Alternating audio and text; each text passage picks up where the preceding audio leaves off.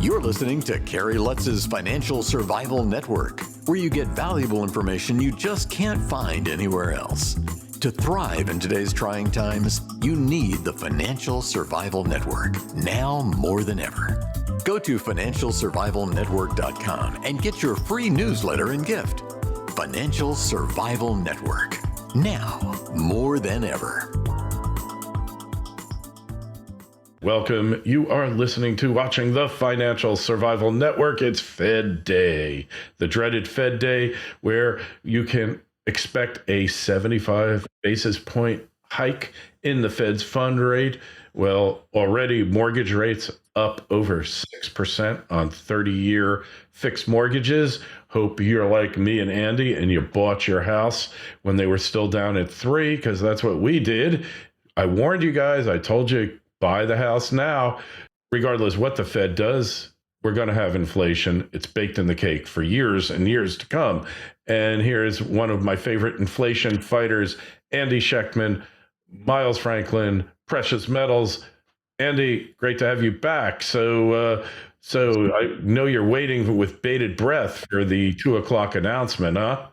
Yeah, I think that, whether it's 75 basis points or they try to shock and awe the market with 100 basis points, it's all spitting in the ocean, Kerry. At 9% nearly CPI tick, which, we've just been told that gasoline, electricity, and food could double over the next year. Well, those items aren't even calculated in the CPI. And if we were to talk with our friend John Williams of Shadow Stats, and he would show us the way that inflation used to be calculated prior to 1980 in the CPI, when they changed the metrics to be able to meet their inflationary agenda. Inflation right now is double digit, closer to 18% than it is to 8 or 9%. So, and just in your open comment about the mortgage rates, look, the federal funds rate has only gone up to 75 basis point, yet the latest numbers on the 30-year mortgages, it's over 6.1% on average. From a year ago, it was 3%. Over the last 6 months, those rates are up 40%. And in the process, we've seen the housing affordability drop to the lowest level ever. And we've seen new mortgage applications, mortgage demand, greater, the lowest it's ever been in 22 years. And this is with the Fed raising it only 75 basis points from 0 to 0.75%. If they raise it to 1.5% today, like JP Morgan and Goldman Sachs thinks they will, 1.5%, you're still in a real sense negative by as much as 7% when factored against inflation. So are they really getting tough on inflation? All along they told us it was transitory. We knew that was a lie. Then they said, well, we should probably get rid of that and call it structural. And once they realized it wasn't transitory, why did they continue to add to their balance sheet? And when they said they're going to start to sell their balance sheet off here in July or the end of June, why wait? Why not have done it in March or in April or in May? So they're not getting tough on it. But the market, on the other hand, is so far over leveraged in every capacity, stocks, bonds, and real estate, that just a 75 basis point move or 0.75%, moving up to 1.5% or negative real terms, almost 7, is enough to start to crack the markets. You're already seeing it in the mortgage market. What's next? The stock market, the bond market, they're coming. And I think people are looking at this all wrong. Remember Paul Volcker, what did he do? With double-digit inflation, he raised the federal funds rate to 19.75%. That's getting tough on inflation. That's getting real tough. Problem is now with the debt burden and the overvaluation of all of the markets, you raise rates high enough, it's the Klaus Schwab moment where everything collapses. It's the Great Reset. And I have another idea of how that happens independent of the Fed. But nonetheless, the topic du jour is of the Fed today. And I guess if I had to think of one word to me that describes the position the Fed is in, I would call it impotent. They're screwed. If they raise rates, it's death by depression. If they don't raise rates and they continue to inflate, it's death by hyperinflation. They're backed into a corner and they're in trouble. So I guess it'll be interesting to see how it all unfolds, Kerry. But I'm not a pessimistic person. I don't believe in doom and gloom. But for the first time in my 32-year career, I'm concerned. I'm scared. I don't see a way out of this with any semblance of a soft landing. Yeah, I could not agree with you more, and I mean, I've watched the dissembling, the lies, the propaganda, all of this. It just reminds me of in '08 when John McCain was running for president and he said, the economy is fundamentally sound. Well, the economy hasn't been fundamentally sound for most of my life. We've been teetering from one disaster to the next, and this will no doubt be no different. But going back to inflation, just did a piece a couple of days ago.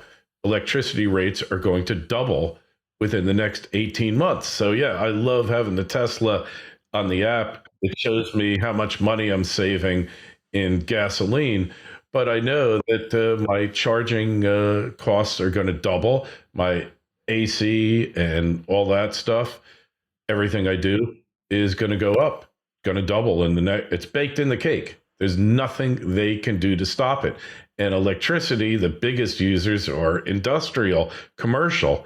So all the costs, and it might not be that big an amount as far as the percentage of costs of doing all this, but it is a major cost to energy, and it's all going up. So, the one thing you could do, buy precious metals. Also, you could buy these stocks who are going to be the beneficiaries of inflation.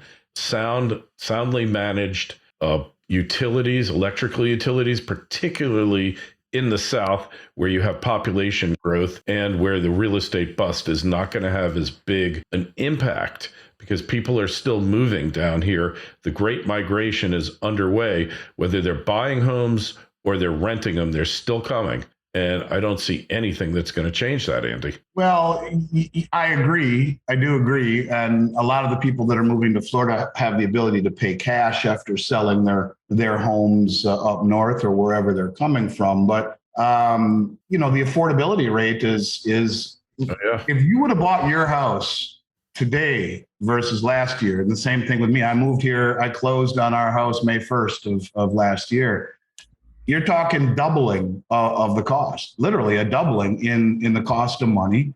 And, I think not only that, you've seen the house values dramatically increase. And it's an interesting phenomenon where, look, I think it's important to understand that never before in history have we had so many markets being so overvalued. And never before in history has there been such a massive debt overhang. And so as rates rise, at some point, this everything bubble has to correct. And the sad thing about it that people don't really quite realize, I don't think, of the public at large, is that all three of these asset classes, stocks, bonds, and real estate, which represent the majority of the wealth in this country, are all inversely correlated to a rise in rates. They've been blown up to extraordinary proportions through the easy money and the interest rate programs of the Fed. And that's this overvaluation bubble that we see. But as rates rise, those three asset classes become roadkill as they are inversely correlated. This is a scary thing. And let's remember one thing, because I'm so sick and tired of Biden saying this is the Putin price increases and it's just such bullshit. It drives me crazy. Let's remember what Milton Friedman said.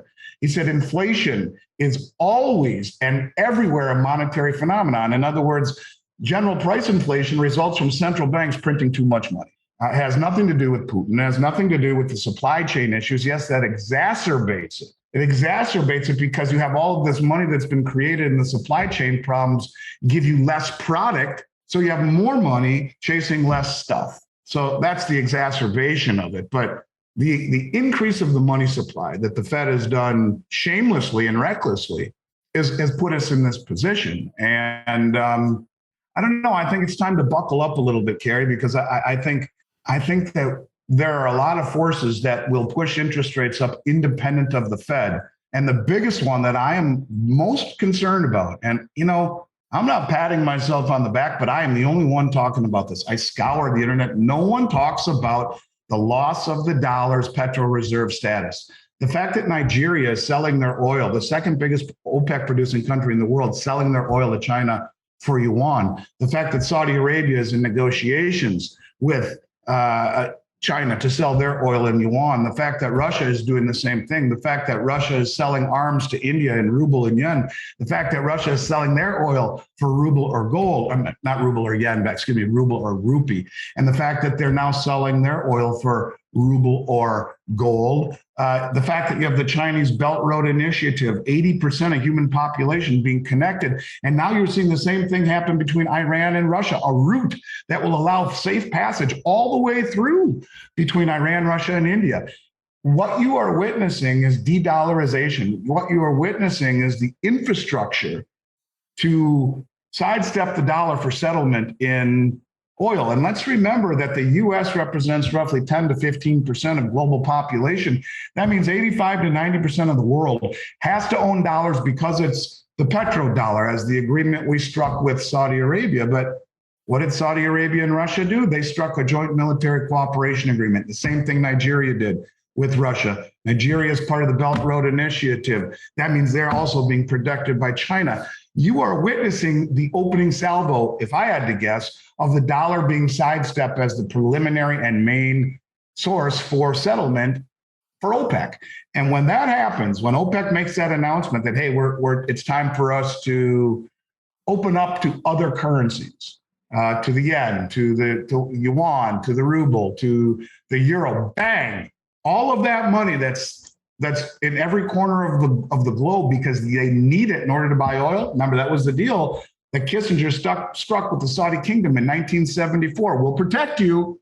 Before that protection, you need to value oil globally in dollars through OPEC. And it's been that way since 74 until now.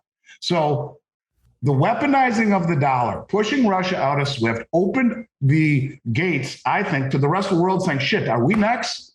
China's already talking about Taiwan. Are they next? So I think these countries have been incentivized to find alternatives, whether it be the SIPS, the Cross Interbank Payment System, which mirrors the SWIFT, whether it be the Belt Road Initiative, 75 to 80% of human population, all settling on the Chinese digital yuan. Whatever route you want to look at, whatever set of facts you want to look at, to me, the Fed is impotent. The Fed can't do anything. The Fed is jawboning. If they were serious about getting tough on inflation, they would have sold off their balance sheet months ago. They would have raised rates much more than 50 or 75 basis points. How about 200 or 300 or 400 basis points? That's getting serious on inflation. But they know the minute they cross that bridge, and my number in the sand is 4% on the 10-year Treasury. Once that happens, the markets start to implode. And that's where the betting money says, they come back in, reverse course, accommodate, and ease. And when that happens, they have lost all credibility globally. And that incites, in my opinion, a global currency crisis. Yes, no doubt it's coming. And we're just getting a portent of things. So, so is gold the answer? Because gold hasn't been doing well, and it looks like it could go substantially lower, at least in the near future. It'll be interesting to see what the announcement of the Fed, how that affects metals prices. Right now, as we're speaking on the spot, gold is up about $12, silver 44 cents the ounce. So how does that affect precious metals?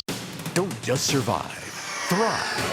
The Financial Survival Network. Osino Resources is a Ross Beatty-backed gold exploration company in mining-friendly Namibia. Osino's district-scale land package is situated near two producing gold mines, one of which Osino's management team previously developed and sold to B2 Gold. Osino's founders and management are experienced mining professionals who have already successfully developed and sold two companies in the past 7 years. Osino has a tight share structure, and with its current treasury, it can self-fund the advancement of its gold discovery into at least 2022. This is an exploration company with drills turning that you'll definitely want to pay attention to. Osino trades in New York under the ticker OSIIF and in Toronto under the ticker OSI. To learn more, go to osinoresources.com. That's osinoresources.com.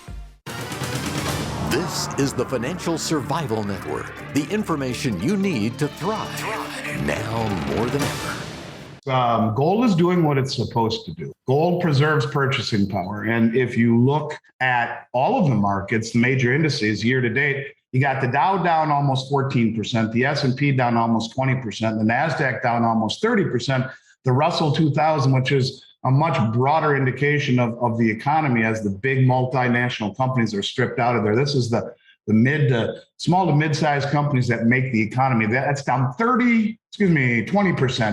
Bitcoin down 35%, Ethereum down almost 60%. So everything is down, yet gold is up about 1 or 2%.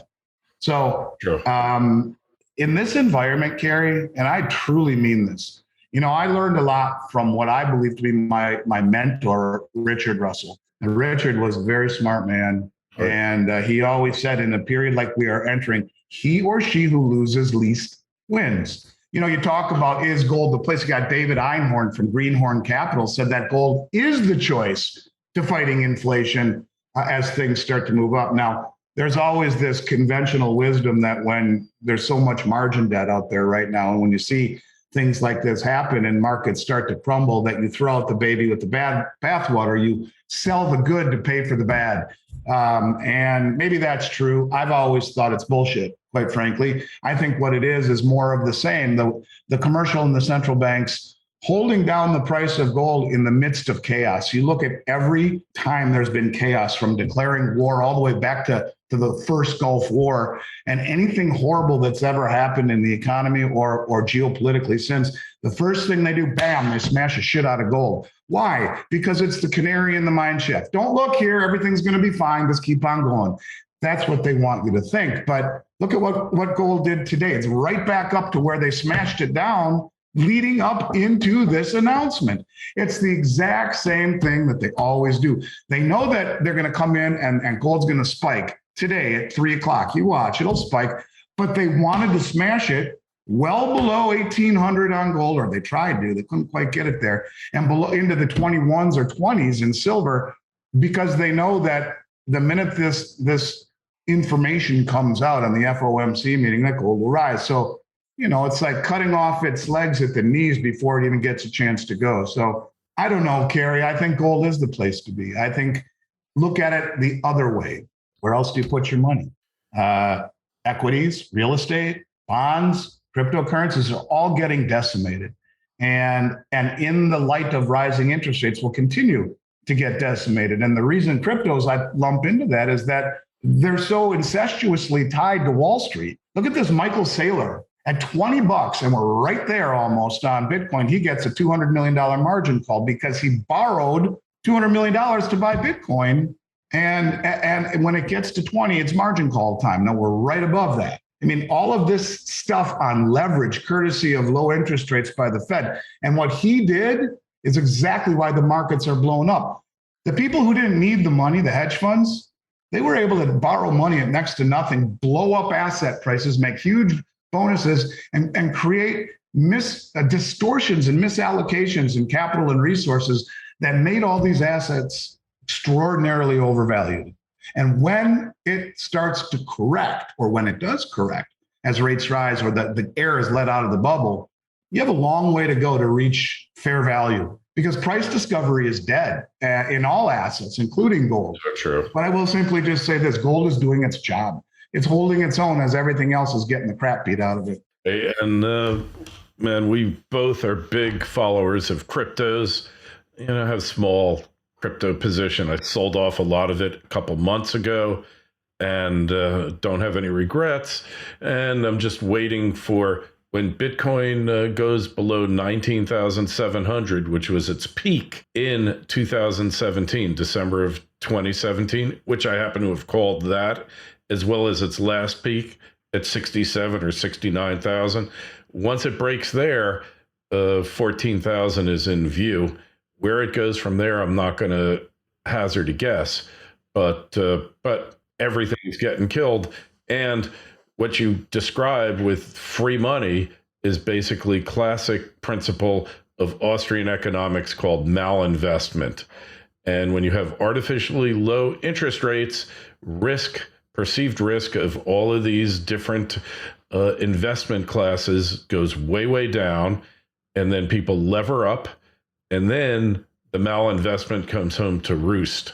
And that's what we're seeing now. So care to hazard a guess in a year where you think precious metals will be? It's tough. I think ultimately gold and silver go higher than anyone thinks possible, but be careful what you wish for. Yeah. I think that comes at the expense of the dollar, really, as it starts to crater. But I don't know. I think making a guess is only just a guess. A guess, I don't know. Gold could very easily be $3,000 an ounce by the end of the year. Will it be? Don't know. Silver ought to be well over 30. Will it be? I don't know. But you can see, look, if you look at the massive amount of accumulation by the central banks, and a couple of the central banks caught my attention in terms of their massive acquisition. And it's the European central banks that are not part of the euro, the Eastern Bloc central banks. And these are the same ones that in 2017 followed the German Bundesbank and repatriated all of their gold from the New York Fed and the Bank of England. And I think that if you take a look at the way that Russia and India and China, all of the big governments opposite the dollar, opposite the US, have been accumulating gold over the last several years, it only, I think, exacerbates that. But when you look at the banks like Poland, like the Czech Republic, these banks are increasing their gold holdings tenfold this year, and others as well. But these are the ones that I think really caught my eye, let alone India's imports jumped 677% from a year ago, May, if you compare May this year versus May last year. But Poland, the Czech Republic, and Hungary have been massively accumulating gold. And these are the countries that I think they get it. They get it more than the Euro countries do. And so they are all de-dollarizing. Where is it going to go? I don't know. But you can see the preparation by the biggest gold accumulators in the world, the central banks, that gold has something to do with what's coming next. And when you realize it was reclassified a tier 1 reserve asset in 2019, it only crystallizes, I think, gold's future. Now, silver's a little bit of a wild card here. They have a 90% correlation in movement for the last 5,000 years. How does silver play out? I don't know. Silver is a better value than gold, assuming that it follows gold's trajectory. But the bottom line is simply this. When you see over the past 7 years, the amount of central bank investment and acquisition of gold, and when you see gold reclassified tier 1 quietly, the only other tier 1 asset in the world next to US dollars, it tells me if you don't own gold, you are making a huge mistake. And if everything you own is in dollars and US-based assets, you're destined to go broke. That I do believe. As far as where it stops, how high it goes, I don't know. The one thing I have learned in 33 years worth of business, there's one absolute, and that is markets go higher to the upside than anyone ever thinks possible, just like the Dow Jones did. When I started in 1990, it was 2,100. And at the same time, bear markets fall further than anyone thinks possible. When I started, the Nikkei was nearly 40,000. And here we are, 30 plus years later, and the Nikkei is not even 2/3 of what it was, with interest rates at or near zero the entire time. So don't know where it's going to go, Kerry, but I think ultimately higher than people will imagine. And most of this country will be caught drastically off guard by gold and silver's performance in the light of a falling dollar. It's not that gold and silver are going to go parabolic. I think it's the dollar that's going to run into trouble. All right. Well, that remains to be seen, but you certainly make a compelling case. If people want to contact you, buy metal from you, best way to go about that? Well, our new website is less than 30 days away from launching, I hope, and it'll allow people to hop on to see live prices and to do some purchasing in real time. In the meantime, we're still old school, the way we've been for 32 years. You send us an email at info@milesfranklin, put the Financial Survival Network or Kerry sent me in the subject line. We'll send you an up-to-date current inventory. Our prices will be as good as anywhere in the country. We've never had a customer complaint, and we're licensed and bonded. I promise you, your listeners won't be the first. But in that email, If you have questions, let us know. One of myself or one of my brokers will reply to you with that price list. We'll answer your questions and we'll contact you if you wish to be contacted and make it a good experience all the way around, from education to price and everything in between. Yeah, which is really important if you've never purchased metal before. The trust factor, because you're going to be paying for something in advance, and there's all too many incidences that you and I have seen since you've been in business, Andy, where people pay and then they're stealing from Paul to pay Peter and Peter to pay Paul, and eventually the musical chairs game stops and they get nothing. I only buy metal from Miles Franklin, so you can trust Andy. That much I can tell you. Hey, if you got a question, comment, shoot me an email, kl@kerrylutz.com. Andy, always a pleasure. We'll talk to you again soon. Likewise, my man. Stay well, Kerry, and look forward to picking up where we left off. Thanks for listening to Kerry Lutz's Financial Survival Network, your solution to today's trying times. For the latest, go to financialsurvivalnetwork.com. Financial Survival Network, now more than ever.